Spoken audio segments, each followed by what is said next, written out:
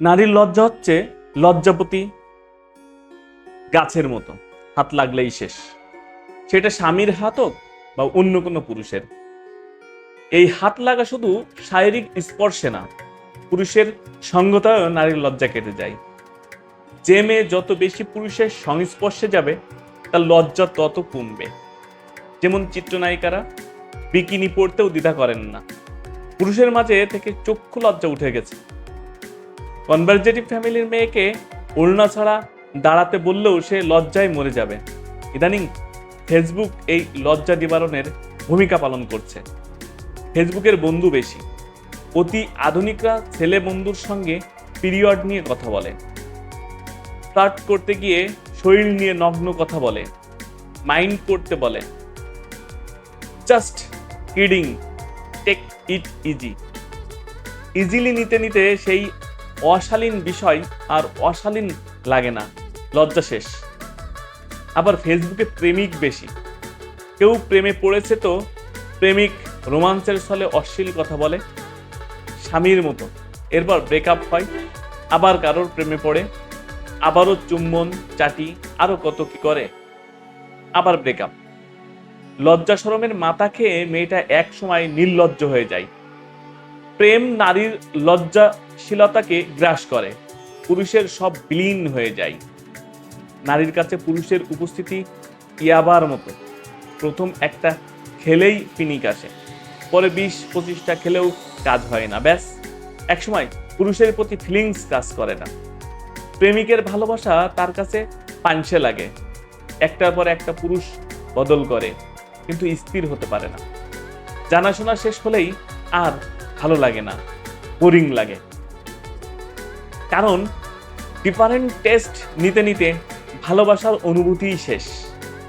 মুরব্বীরা বলতেন বিয়ের পরে মেয়ের লজ্জা কমে, বাচ্চা হবার পরে আরো কমে যায়। তখন বুঝতাম না, ভাবতাম লজ্জা ফোড়ার মতো কিছু, বিয়ের পরে গলে যায়। এখন বুঝি আগে মেয়েদের কাছে স্বামীই ছিল পুরুষ, তাই বিয়ের পরের কথা এসেছে। এখন বিয়ে লাগে না, পুরুষের কাছে আসতে ফেসবুক হলেই চলে। ফেসবুক সেই স্বামীর ভূমিকা পালন করে। লেখাটি না বা কথাগুলো না বুঝলে আরেকবার পড়ুন বা শুনুন, তারপর মন্তব্য করুন। আর যাদের এই লেখা পড়ে গায়ে লাগবে বা যাদের এই কথাগুলো শুনে গায়ে লাগবে, কথাগুলো বিশেষভাবে তাদের জন্যই। বন্ধুরা, অনুরোধ থাকবে ভিডিওতে লাইক দিয়ে চ্যানেলটা সাবস্ক্রাইব করার। আসলে সত্যি বলতে কি, বিষয়টা কিন্তু সবার জন্য প্রযোজ্য নয়, তবে এখন ম্যাক্সিমাম ক্ষেত্রেই এমনটাই হচ্ছে। আমরা সবাই সচেতন হব, সচেতন থাকব।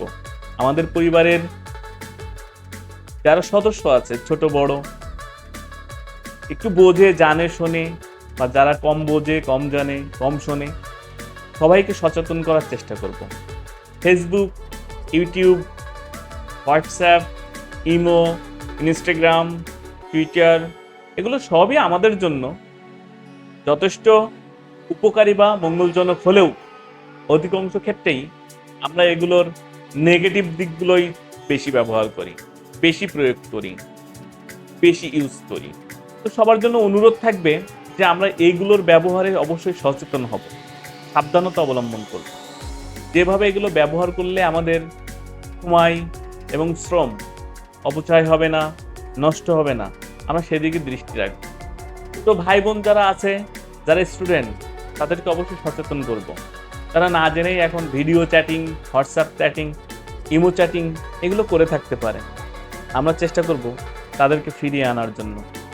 আমরা চেষ্টা করলেই হয়তো তারা ফিরবে, আমরা চেষ্টা না করলে একটা সময় এই সমাজ ধ্বংসের দ্বার প্রান্তে চলে যাবে। কারোর যদি কথাগুলো খারাপ লাগে, তাতে আমার কিছু করার নেই। ধন্যবাদ।